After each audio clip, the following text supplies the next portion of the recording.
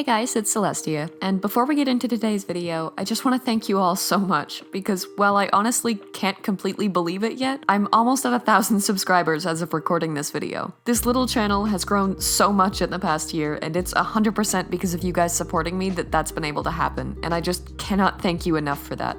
I'm so excited to be able to devote more and more time to the content that I post here on YouTube, and I couldn't have possibly foreseen the amount of happiness and fulfillment that I would find on this platform when I was considering it as an option last October. So thank you guys for making that happen for me, and I hope you enjoy the plethora of content still to come in the future, which, next week, will include a 1,000 subscriber Q&A video. So please send me your questions in the comments or via Twitter or Instagram or anywhere else that I'm on, and I'll answer all of them that are appropriate next Friday. Also, and I swear I'll hurry up and get to the video in a second here, I have another incredible announcement that I've been so excited to announce for almost 2 weeks, maybe over 2 weeks.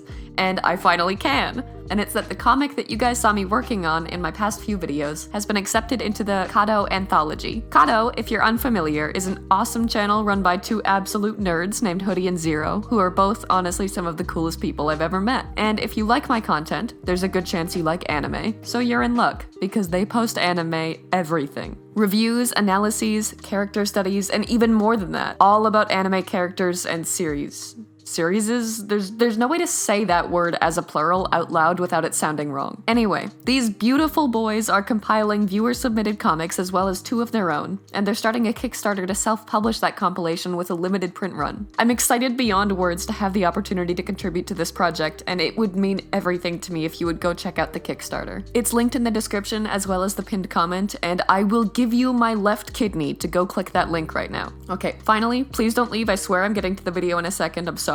My favorite anime convention, as I mentioned in an earlier video, Otafest, is hosting an online live-streamed event this weekend on May 22nd, all day. This is a chance for anyone who wants to see the convention that changed my life and inspired my art career for themselves, no matter where in the world they are. So please go check that out as well. There will also be an Among Us panel at 10:15 MDT, which I will be playing in, so please feel free to drop in if you want to see me frantically try to either not get murdered or commit many murders. I've linked their website in the description as well, so click that to get my right kidney and complete the set. Alright, I'm so sorry for the long intro, but let's finally get into the video. You guys voted for the most embarrassing topic available this week on Twitter, which was the mistakes that I made when starting my art career. Now, in fairness, everyone makes mistakes when starting a business, as well as when developing their art, so I'm not overwhelmingly embarrassed, but there are quite a few of them, so get ready, this video is gonna be long. I'm going to break them down into categories based on what the mistakes pertain to, because I really wasn't exaggerating about how many there were, and those categories will be work ethic, social media, and business. I mean, technically all of these categories are business, but you know what I mean, like the directly financially based stuff. So let's talk about work ethic. Let me tell you right now that young Celestia did not have a work ethic. I was traveling the country with my partner, trying to finish high school, dealing with mental health stuff and a lot of family troubles. And if I had free time, I did not have the willpower or discipline to spend it doing anything other than playing Animal Crossing.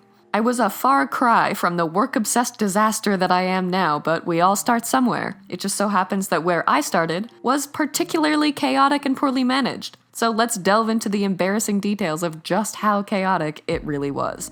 First and foremost, my time management was bad beyond words. Despite wanting art to be my career, I pretty much just gave myself no schedule at all whatsoever, because at that point in my life my approach to most things was ignore it and then do everything at the last minute. And let me be the millionth person to tell you that that is no way to start a business, no matter what business that may be. If you're gonna be your own boss, you have to be that strict tsundere boss that knows you can be great and therefore demands the best of you with unrelenting rigidity. You have to make your own hours, make them realistic, and plan out everything that needs to be done with as much detail as you feel is necessary, while holding yourself to the resulting schedule. Doing things how I did them when I was starting out, which was a lot of not drawing for weeks and then finishing 6 prints and 50 button designs in 5 days right before a convention, not ideal, would not recommend.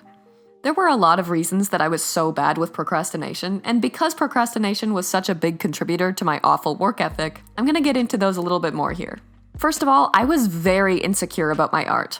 I did not think it was good, the slightest criticism would emotionally demolish me, and I was constantly questioning whether or not I was or would ever be good enough to pursue it professionally. That, to me, is in and of itself a mistake that I made when starting my art career, because confidence, or at least a willingness to try to gain more confidence, is imperative in ensuring that you have the longevity and motivation to maintain that business. But because I was so insecure, I was constantly postponing working on my art because I pretty much always hated how it turned out.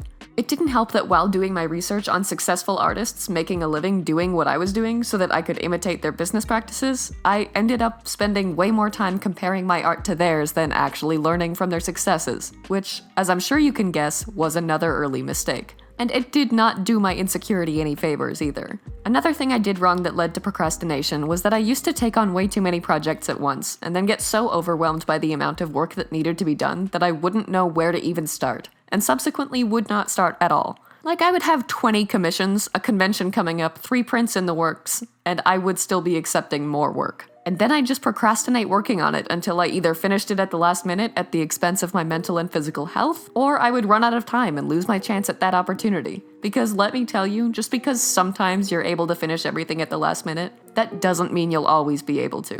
No matter how hard or well you work under pressure, sometimes you just will not have enough time left to finish everything that needs to be done, much less to do it well. Another problem I had with work ethic in the early days of my career was actually just my approach to art altogether. I was so focused on making it into a career that I stopped trying to grow and improve as an artist and poured all of my time and energy into making stuff to sell. And I made a lot of stuff to sell, sure, but it's almost exclusively stuff that when I look at it now, I can't believe I sold it and certainly wouldn't be willing to now. I was prioritizing quantity over quality, and I was neglecting my studies as a result. My anatomy was a disaster, my shading was inconsistent at best, my composition was a nightmare, and I was so focused on churning out content to post online and sell at conventions that I didn't even fully realize that, much less have the time to work on improving it. And because of that, my art pretty much stagnated in terms of quality for a good 2 or 3 years because I did nothing to develop or progress it. It wasn't until I finally started working on finding a middle ground between making content to sell and studying and growing as an artist that I started to see any change, which, as I'm sure you can guess, also didn't do much to help that insecurity I mentioned earlier. Finally, the last major mistake that I made regarding my work ethic was something that I still struggle with now, and I know many others do as well, which is that I very aggressively romanticized burnout and overworking myself. I was of the belief that working was like exercise. If your body hurts after, you did something right. If you're exhausted and drained after finishing everything that you had to do, you did a lot of work and therefore did something right. I loved those long nights before conventions when I had to finish a million button and print designs, staying up for days and working constantly through them to get everything done. Drinking 9 cups of black coffee at 4 in the morning with bad horror movies playing in the background as my hand cramped itself into a pretzel. I felt like because I was doing nothing but working, that was the peak of productivity and that meant I was succeeding. And while I still look back on those nights fondly and sometimes still indulge in them now just because I love working, what I don't remember fondly are the days and weeks and sometimes months that followed where I was so exhausted and burnt out that I never wanted to draw again. Burnout sucks, and overworking yourself isn't sustainable. And we as a society have normalized and idealized it so deeply and consistently that people everywhere are being taught from a young age that they should be proud of overworking themselves. And they're praised for doing so rather than being taught about the dangers to every aspect of their health that may result from it. So, conclusions and advice for this section. How do you avoid making these mistakes? Plan and schedule your work and be a strict boss to yourself and ensure that you follow that schedule.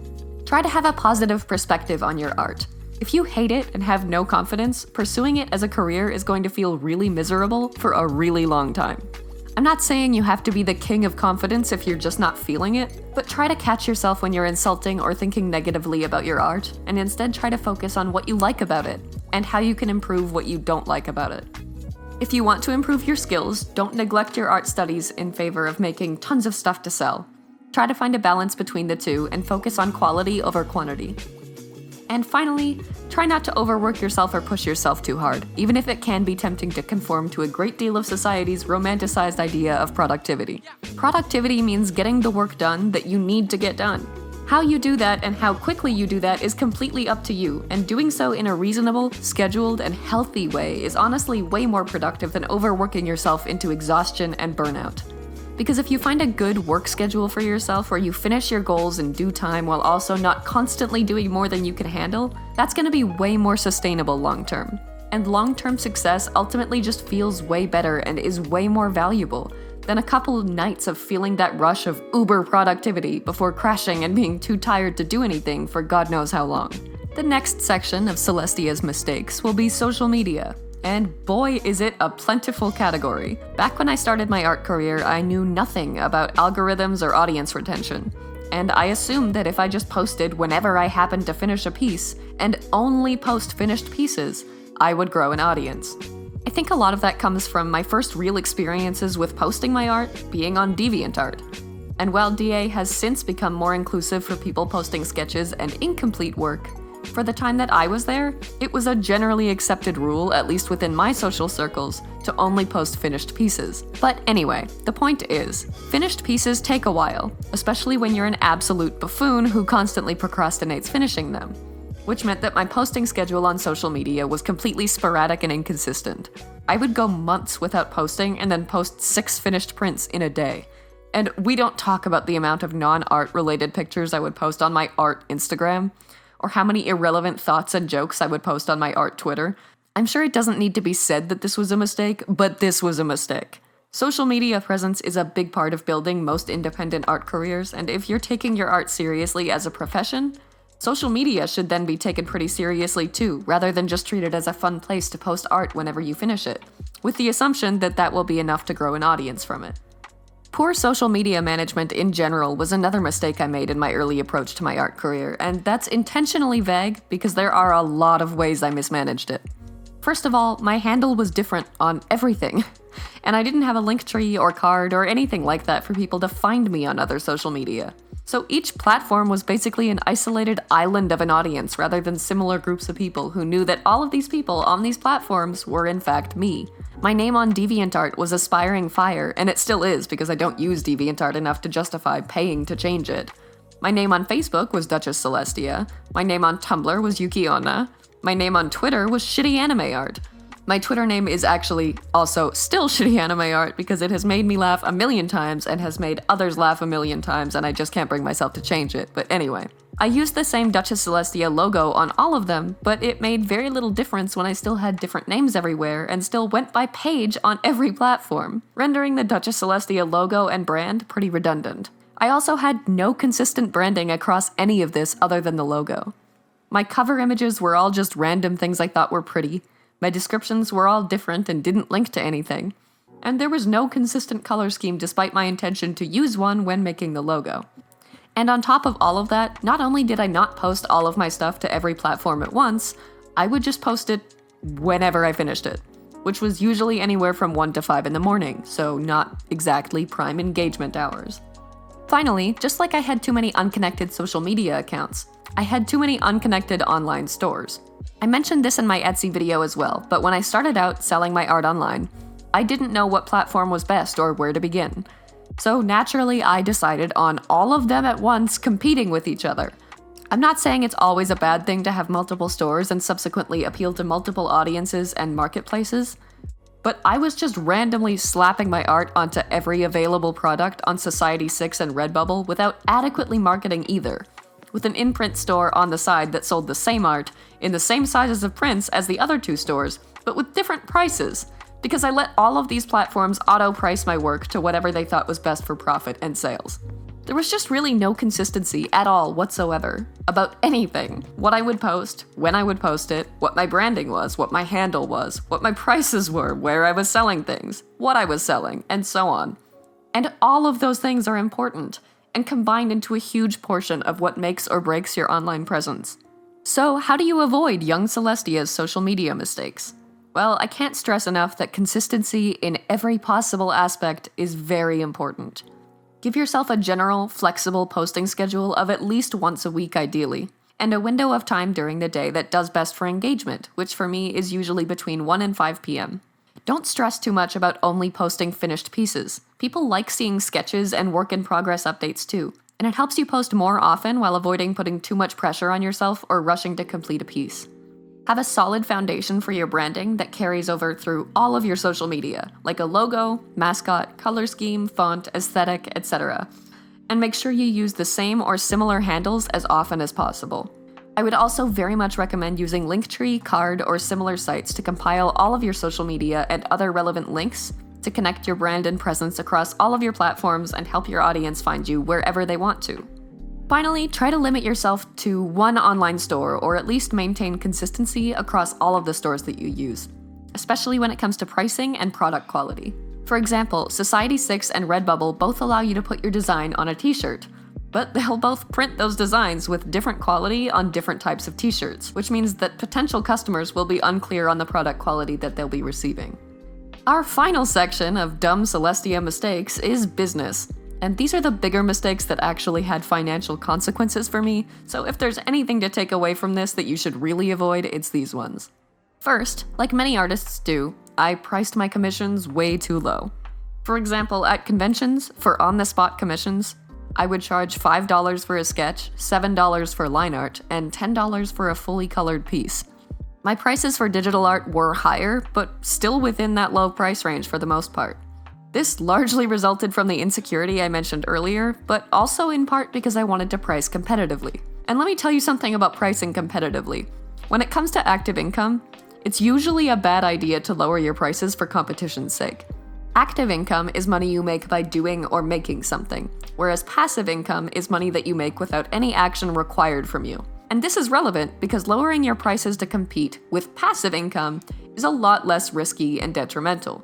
You can price a little lower because you're not actually giving anything up by losing that $1 or $2, as that income doesn't require anything of you to begin with. But commissions? Those take time, usually a lot of time. So to undersell yourself with this particular active income means you're doing something that takes up a ton of your time for significantly less than you should be making from that, just to get more commissions more often by offering competitively lower prices. Which means you're taking a pretty big L here where you wouldn't be with passive income.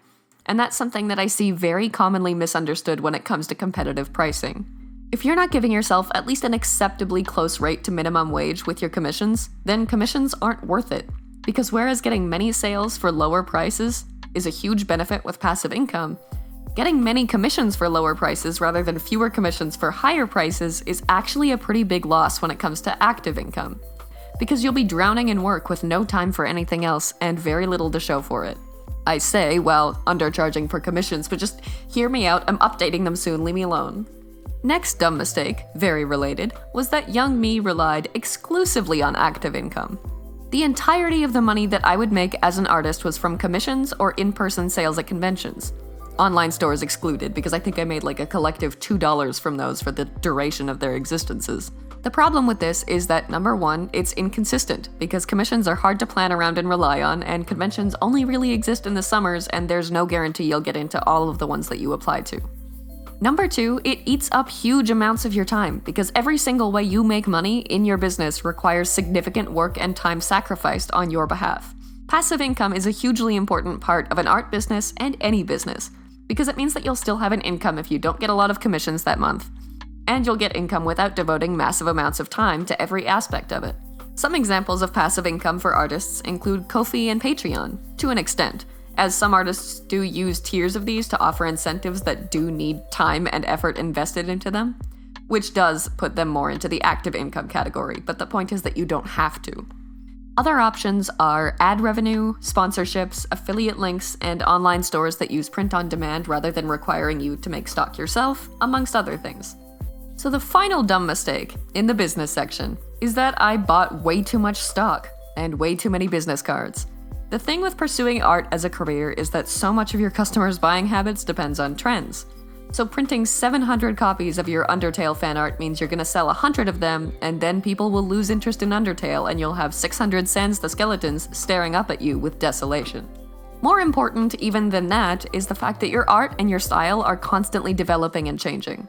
When I printed a lot of the art that I sold at conventions, I was proud of it and excited to sell it. Now, looking back at it and seeing how much I've improved since then, I would not be willing to sell the majority of it, and I wouldn't identify a great deal of it as representative of my current work or skill. So printing a ton of this stuff or ordering a ton of stock because you plan to sell it indefinitely isn't always a super awesome idea, because especially if you're early on in your art career, you might not want to still be selling that in a few years. I had to throw out a ton of old art prints when I moved a few months ago, and it was almost painful, because I just printed way too many in an effort not to run out at cons, and ended up with way too much stock that I didn't feel confident selling anymore. In my experience, if you sell at conventions, it's better to get a small number of each item until you know how well they'll sell, and take the risk of running out rather than wasting money and wasting stock. Because worst case scenario, you can offer people the option of ordering it online or buying it at your table in advance and having you ship it to them when you get more printed or made.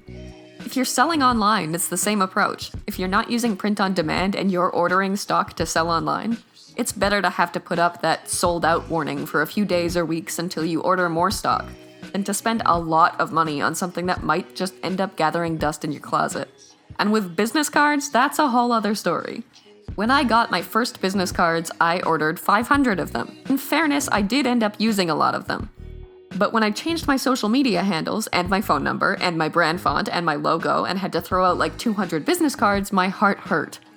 For me now, knowing myself and my business and having solidified pretty much everything, I'm confident in ordering 1,000 business cards. But early on in your career, a lot of the information that they include is gonna be subject to change. So I personally recommend holding off on those huge orders.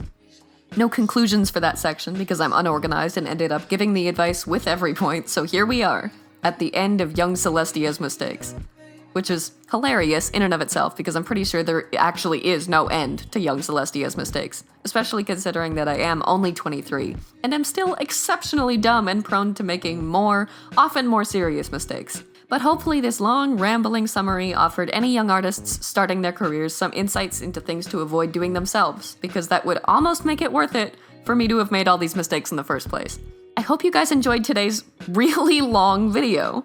I would tell you to vote for next week's topic on Twitter, but this week I'll actually ask you to please send me Q&A questions on whatever your preferred platform is instead. And then we'll get back to our scheduled Twitter polls next week. Thanks for watching, and I'll see you in my next video.